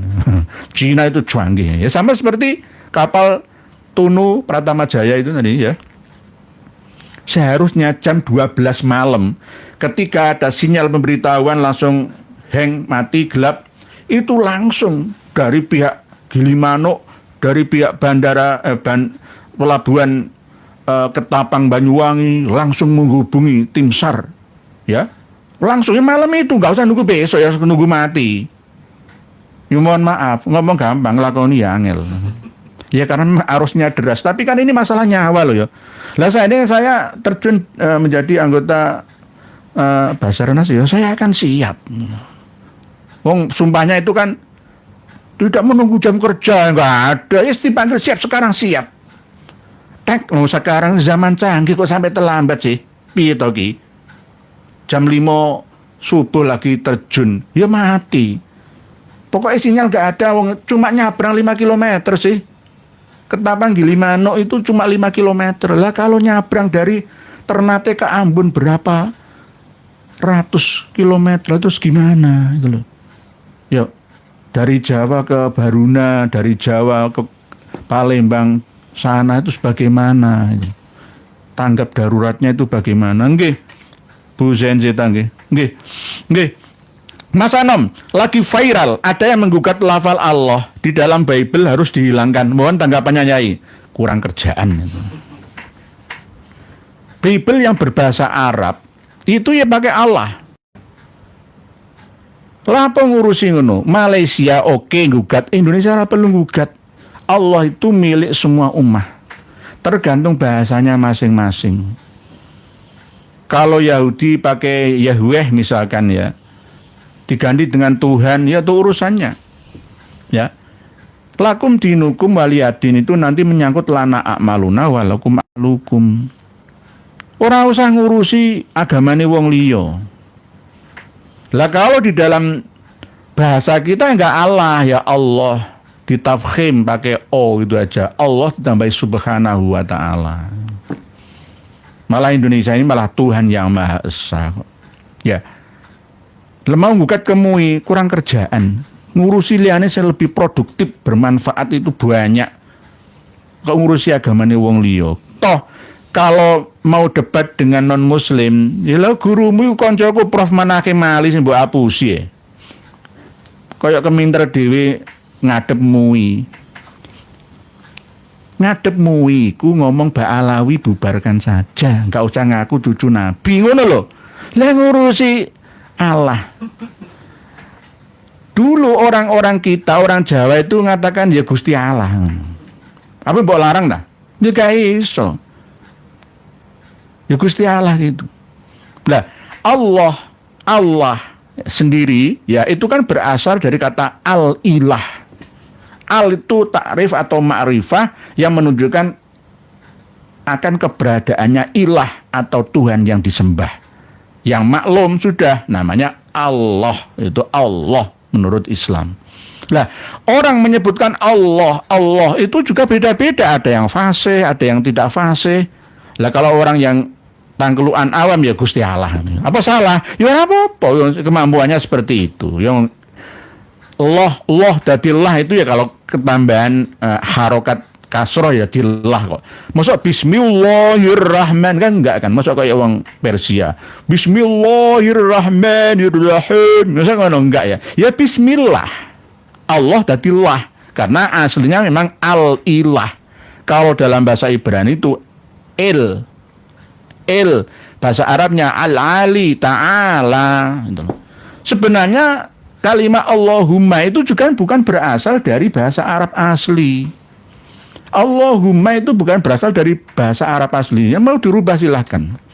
Allah itu milik semua umat manusia dengan berbagai macam bahasa dialektikanya masing-masing. Itu. Jadi nggak perlu ngurusi hal-hal yang tidak produktif seperti ini, ngurusi Ba'alawi saja. Kamu ngurusi Ba'alawi saja ya, pontal-pontal itu ngurusi mau menghapus Allah di dalam Bible. Bible-nya silakan Bible seperti itu. Bible bahasa Arab juga tidak hanya Allah tetapi Abana. Apa di surga. Kadang pakai itu. Sama dengan kalau orang Islam kadang menggunakan Allah Subhanahu wa taala, kadang memakai Tuhan yang Maha Esa. Anggaplah sama seperti Asmaul Husna itu ya artinya apa. Jadi tergantung pemahaman dialektika bahasa manusia masing-masing orang. Nggih. Mas Anom nggih, enggak perlu itu. Itu urusannya agama mereka kok. Ya, kecuali Bible ini mau mencolot ke Al-Quran, lah itu baru kita lawan. Pak Joko Samad, Pak Yai Joko Samad. Assalamualaikum Bapak Yai Nur. Ya, waalaikumsalam. Memang ada torik majedub. Nggih, ini torikoh, metode majedub. Ada majedub yang asli, memang jazab dari ilahi. Ada yang majedub gawe-gawe sendiri. Gawean sendiri yos maca edan supaya dihormati. Ada yang seperti itu. Apalagi ODGJ, sholat 5 waktu dan puasa saja sudah tidak diwajibkan. Nggih, karena tidak taklif tadi nggih. Romai Joko Samad. Nggih, memang tidak taklif. Nggih. Berarti ODGJ itu bukan majedub. Itu kesalahan ya, sama dengan kecelakaan. dalam metode tarekatnya, tidak sampai ke hakikat, apalagi ke ma'rifatnya. Akhirnya kecelakaan di tengah perjalanannya. Daripada gagal, akhirnya putus asa saja, akhirnya wis maca edenai itu. Jadi tetap kalau torek atau metode majdzub ya berdasarkan syariah tetap benar, karena masih menggunakan jalur syariah menuju ke hakikah, memuncak ke ma'rifah dengan tarekah metodenya majdzub itu. Nggih, leres matur suwun. Rama Yai Jawa Samad. Waalaikumsalam warahmatullahi wabarakatuh. Salam hormat. Nggih. Pak Bintang kebenaran. Assalamualaikum Yai. Waalaikumsalam. Saya masih bingung masalah Al-Qur'an dengan langgam Jawa. Apakah dengan melantunkan langgam dapat merubah makna atau artinya? Terima kasih. Sehat selalu Yai. Nggih. Membaca Al-Qur'an dengan langgam Jawa itu ada tafsirnya, ada perinciannya, ada pilah-pilahnya nggih. Pak Bintang kebenaran. Tidak semua boleh menggunakan nada langgam Jawa, tergantung. Kalau standar mocopat itu kan ada ya Mas Kumambang, ada Sinom, ya ada Dandang Gulo, ya ada Megatro, ada Pucung, macam-macam kan. Kalau memakai standar nada lagu ya kalau di Arab sana ya Jiharkah, ya Hijaz, Iroki, Nahawan. Nahawan kayaknya desa, kota itu. Sama Nahawan berarti Jawan, ini Jawa ya kan, nggak apa-apa. A'udzu billahi minasyaitonir rajim. Bismillahirrahmanirrahim. Ya misalkan ini nggih.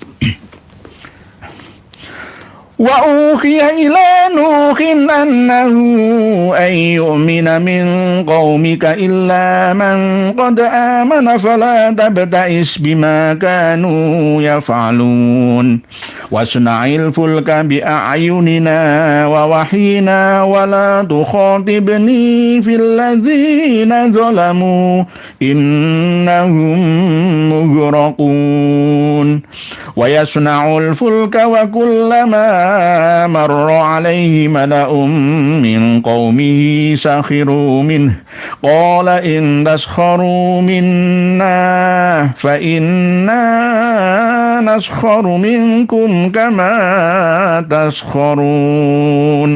Enggak apa-apa. Yang penting jangan merubah makhrajnya dan ngerusak tajwidnya. Sampai ngerusak itu sampai merubah makna atau tentang nahwu sorobnya, misalkan wa aso adamu robbahu fagowa, salah bacanya wa aso adama robbuhu fagowa, oh dosa iku walik artine nggo wa ini nah ini sama seperti tentang Nabi Ibrahim itu nggih. Nah itu wa idzi betala Ibrahim rabbuhu bi kalimatin fa'atammahun, diwalik wa idzi betala Ibrahim rabbahu. Kan kewalik artinya antara fa'il dengan maf'ul, pelaku dengan objek. Nah ini beda. Nah ini nanti merubah. Kalau tidak, enggak apa. Nggih. Qalu ya Nuhu qad jadaltana fa aqsarta jidalana fa'tina bima ta'iduna in kunta minas shadiqin. Qala innama ya'tikum bihillahu in syaa wa ma antum bimu'jizin. Ini yang ditakuti oleh Pak Alawi. Jenengan maca Quran dengan langgam Jawa, tapi ada pilihan nadanya. Pak Alawi takut melayu kabeh. Nggih. Paling nyerang. Oh, syirik gitu. Kafir ini. Iblis. Nggih. Bacakan ini di hadapan Habib Rizik. Ya ayyuhalladzina amanu la tattakhidhu aba'akum wa ikhwanakum awliya'a in istahabbul kufra 'alal iman Wa may yatawallahum minkum faulaika humuz zalimun. Shadaqallahul azim. Ya, kalau ada lomba musabaqah tilawatil Quran kelas internasional, jenengan pakai lagu iki bingung jurine. Tanyakan Said Zulfikar. Kula bingung, iki lagu apa iki ngono? Lagu Al Jawa. Bahar Jawa gitu nggih, bukan Nahawan, bukan Hijaz, bukan Jiarkah. Nggih. Nggih. Gitu nggih. Nggih. Pak bintang kebenaran. Pak mau seberapa mana? Maksud pertanyaan saya kemarin, nggih, mohon maaf nggih. Kemarin itu pas live terakhir itu nggih, tiba-tiba ibarat ular tuh nggak punya ekor. Putul, mohon maaf nggih, kesalahan teknis. Tidak kami sengaja. Sebenarnya kurang 25 menitan seperti biasanya nggih. Mohon maaf tulisan panjenengan belum terbaca semua, mohon dimaafkan, selalu maafkan kesalahan teknis kami nggih. Kesalahan teknis sinyal yang bersahabat dengan kita. Nggih, Pak Pangkas Pramana mengulangi lagi.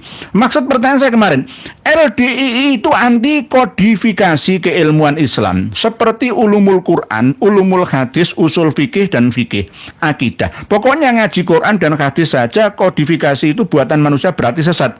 Pak Pangkas Pramana leres panjenengan. Quran hadis jamaah 354 Mbah Man Jokam, Jawa Kampung. Nanti punya ajaran-ajaran sendiri. Sama seperti penafsiran-penafsiran yang ala mereka, komunitasnya itu sendiri. Jadi misalkan 354 itu apa? Misalnya Quran hadis gitu. Jadi hadis itu ya belajar mustolah itu nggak penting. Belajar fikih itu hanya untuk ya pantas-pantasan saja. Kalau di pesantrennya sana itu kitabnya ya kitab sama seperti kitab-kitab pesantren. Ya.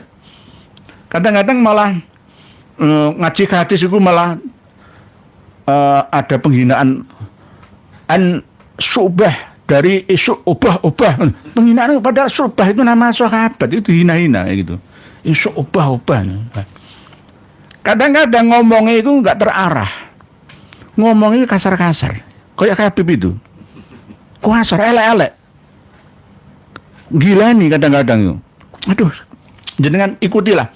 Sekelas imam besarnya LDI itu, nek ngomong, wah, ada rekamannya itu. Oke. Pernah kami sampaikan kan di dalam tulisan yang pernah kami share di haizin.com, ya, jenengan bisa mengakses semua. Elek-elek omongan. Oke. Jadi Pak Pangkas Pramana, mereka itu hanya menekankan Quran hadis jamaah. Kalau ulumut tafsir ya tergantung nanti misalkan ulum mustolah hadis, fikih, misalkan usul fikih itu nggak terlalu penting. Hanya yang dipentingkan itu jika dibutuhkan untuk debat. Oleh sebab itu, kiai-kiai mereka, diantaranya Pak Yai Khalil Bustami itu keluar murtad dari LDII. Banyak sekarang yang murtad keluar dari jamaah Islam jamaah LDII itu. Karena apa? Ada yang nggak beres. Ini termasuk mafia, pembodohan, pembohongan, penindasan, ya. Termasuk merusak Islam. Ajaran asli Islam itu dirusak dengan ajaran versi pemahaman mereka.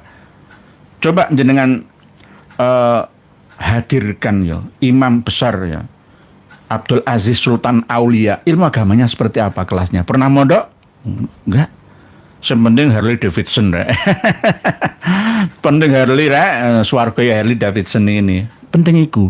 Yang penting mempelajari ilmu sihir, ilmu hipnotis, ilmu gendam, ilmu cuci otak. Rata-rata aliran sesat itu yang dikedepankan, yang penting ya, dinomor satukan. Gunakan teknik komunikasi, teknik ya meditasi konsentrasi, plus teknik menundukkan orang lain. Gendam-gendam, cuci otak, hipnotis bahasa sekarang itu, hipnoterapi kelas tinggi itu. Nggih. Begitu nggih Pak Pangkas Pramana nggih, leres panjenengan. Nggih. Hadis itu kadang-kadang dipilih hadis Ibnu Majah saja. Sahih Bukhari, Muslim, Abu Dawud nggih.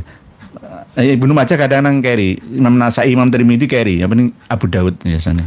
Nggih. Pak Mas Pramana, nggih. Pak Kapal Siar, Habib Rizik Syihab masih saja ngeyel jika Wali Songo berasal dari Ba'alawi. Kalau benar demikian berarti keturunan Wali Songo juga Ba'alawi dong. Tapi rata-rata keturunan Wali Songo haplogrupnya O, bukan G.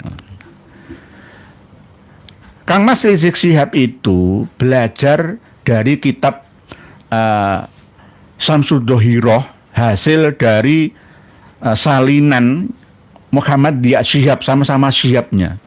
Padahal Muhammad Dia Syihab yang menulis kitab Al-Imamul Muhajir tahun 84-85 itu, terus kitab Samsuddohiroh ya, itu salah, merubah sejarah Sis Al-Jufri. Katanya di situ yang sudah kami share di postingan nggih. Sis Al-Jufri mendirikan Madaris Al-Khairat itu awal Juli tahun 1920 loh, belum datang ke Palu, masih ada di Taris sana, Hadramaut dekat Tarim sana. Kok tiba-tiba 1920 ini hampir sama seperti pengarang asli kitab Samsuddohiroh, yakni Habib Abdurrahman bin Muhammad bin Husain Al-Masyhurnya yang mengurangi 200 tahun asli dari Syekh Ahmad bin Ahmad bin Abdul Latif Asy-Syirji Az-Zabidi dalam Tobaqatul Khawasnya, ngapusi sama saja. Ini kok penyalinnya ya Muhammad Dia Syihab ya sama saja meniru pengarang aslinya, ngurang-ngurangi. Lewang jelas di Wikipedia, lihat saja di biografi aslinya Sayyid Idrus ya bin Salim Al-Jufri Palu Al-Khairat itu 11 Juni 1930. Kok iso awal Juli 1920? Piye to ki? Nah, ini nulis sejarah itu aja keliru. Apalagi ini ditiru, diyakini oleh Kang Mas Rizik Syihab. Ngomong menggebu-gebu seakan-akan bener. Wali Songo itu Habib. Males belajar yang ini. Ya, diguyu pitik. Ya, diesemi jangkrik. Di poyo-poyo wong cicah cilik ya, males belajar, nggak ada sejarahnya itu. Oleh sebab itu kami tetap bersama Naat yang Aulia Autis'a itu bukan Ba'alawi. Terserah mau Musa Al-Kazim kayak, mau Ali Al-Uraidi kayak, mau jalur Syekh Abdul Qadir Al-Jailani Al-Hasani Asy-Syaibani, monggo saya dukung. Terserah. Terserah nggih. Jangan sampai Ba'alawi. Memang nggak Ba'alawi, nggak ada data-data Ba'alawi itu nggak ada. Pak X41 ilmuwan kita uji karbon usia situs Gunung Padang 300.000 sebelum Masehi, sezaman dengan Homo sapien Afrika pertama. Apakah bisa jadi bukti nenek moyang Nusantara lebih tua sebab di usia sama sudah bikin candi? Enggak, Pak X41. Di Bumi Ayu Brebes itu ditemukan tulang rangka manusia Homo erectus ya mungkin menuju ke sapiens 1,8 juta sampai 2 juta tahun yang lalu. Sangiran itu 1,5 juta, lebih tuaan Bumi Ayu Brebes. Itu tanahnya tersingkap, bisa dilihat, dibaca ayat Allah yang tercipta. Jangan hanya terpaku pada ayat yang tertulis saja, lebih luas, lebih banyak, seluas samudra ya. Yang tertulis itu hanya setetes tinta. Qul law kana al-bahru midadan li kalimati rabbi lanafidal bahru qabla an tanfada kalimatu rabbi walau ji'na bimithlihi madada. Itu ilmu Allah Ta'ala yang luas, seluas-luasnya di seluruh alam semesta. Jangan hanya diikat dengan tulisan yang setetes saja tintanya. Jadi benar panjenengan Pak X41, kita harus melakukan penelitian. Kemarin kan baru saja ditemukan di Selat Madura ya, ada tulang manusia ya berdiri tegak ya, mungkin Homo sapiens juga usianya 120.000 tahun yang lalu. Kita berpikirlah, gunakan akal sehat kita. Kul hal yastawil ladzina ya'lamuna wal ladzina la ya'lamun. Innama yatadzakkaru ulul albab. Hanya orang yang berakal sehat saja yang bisa menerima pelajaran. Oleh sebab itu kita semua ini berakal sehat. Ayo gunakan. Gunakan, monggo kita gunakan bersama untuk menggali dan mempelajari, membaca Iqra ayat ilahi yang terfirman, tertulis dan yang tercipta, tidak tertulis di alam semesta. Demikian mungkin yang dapat kami sampaikan. Mohon dimaafkan Pak Winaryanto Anto, mohon concaran ke PPFU di Degres nggih. Sami Pak Winaryanto, mayoritas warga NU banyak yang keciwo, kuciwo dan kecewa. Nggih. Nanti kita bahas pada tema yang berbeda nggih. Kembali ke kesimpulan, tapi karena ini sudah mepet waktunya, singkat saja bahwa antara syariat, tarekat, hakikat, dan ma'rifat itu harus seiring sejalan. Sebenarnya itu istilah sufi saja. Kita harus bisa mencapai titik puncak pencerahan ma'rifatullah ya, sebagai murid ya, mencari mursyid, sebagai abid dan salik ya, kita bertorekoh yang praktis, yang tidak bertele-tele ruwet bulet terlalu banyak teorinya ya, tapi tetap kita tolabul ilmi kun aliman au muta'aliman au mustami'an au muhibban, bukan muhibbin. Muhibbin itu jangan pakai hak, pakai kaf saja. Mukibbin itu yang menyungkurkan kepalanya di hadapan Habib, itu mukibbin. Jadi nyembah kaki ini Habib itu dari mukibin, bukan muhibbin. Kalau mukibin itu baik, mencintai ulama, mencintai umarok, mencintai kiai, mencintai orang tua, mencintai orang yang lebih sepuh di atasnya. Ini namanya muhibban ya. Wala takun khamisan fatahlik, maka kalian akan rusak. Yang penting pesan ini dari hadis Nabi, tafakkaru fi khalqillah wala tatafakkaru fillah fatahlaku. Ayo kita berpikir ya, menganalisa, meneliti ciptaan Allah Ta'ala. Jangan kita tafakur ya, ngurusi Allah Ta'ala. Kita akan rusak jadinya. Sabda Nabi kita, tafakkaru fi khalqillah wala tatafakkaru fillah fatahlaku. Demikian, mohon dimaafkan jika ada kekurang sopanan apa yang kami sampaikan. Semoga sedikit ini banyak manfaatnya. Sekali lagi, takdim kami untuk Pak Yai, guru saya, semuanya. Takdim untuk keluarga juga, Ibu Hajah Maimunah, semuanya yang telah memberikan nasihat berharga untuk kami. Semoga bermanfaat untuk seluruh alam semesta. Wallahu a'lam wal afu minkum. Wassalamualaikum warahmatullahi wabarakatuh. Alhamdulillah, semoga bertambah sadar para pengikut mereka habaib. Sudah saatnya kita pribumi bangkit lawan semua doktrin mereka habaib. Wahai saudaraku, secara ilmu sejarah dan nasab sudah terbukti Ubaidillah terputus 650 tahun, bahkan bisa lebih. Dan secara ilmu filologi juga tidak nyambung mereka habaib, apalagi dengan ilmu pasti yaitu ilmu YDNA. Jelas mereka anak cucu Yahudi. Terus apalagi yang bikin saudara-saudara bingung? Kan sudah jelas semuanya. Dan coba kita lihat jejak digital ceramah mereka habaib. Fakih Mukodam Isra Mi'raj 70 kali. Ini sangat menyesatkan, bahkan saya berpikir bahwa mereka itu Islam atau bukan. Dan mereka juga terus-terusan menggaungkan bahwa Indonesia merdeka karena jasa habaib. Ini sangat menyesatkan. Karena tokoh-tokoh pahlawan nasional kita tidak ada dari kalangan mereka habaib. Justru merekalah yang buat Nusantara lama merdeka, karena mereka habaib kerjasama dengan Belanda. Dan setelah Indonesia merdeka, muncul lagi PKI. Bahkan 2 kali. Dan siapa tokoh PKI? Ya mereka juga. Kalau dipikir-pikir, mereka wajib kita usir dari Indonesia ini. Mereka mirip dengan kaum Rohingya.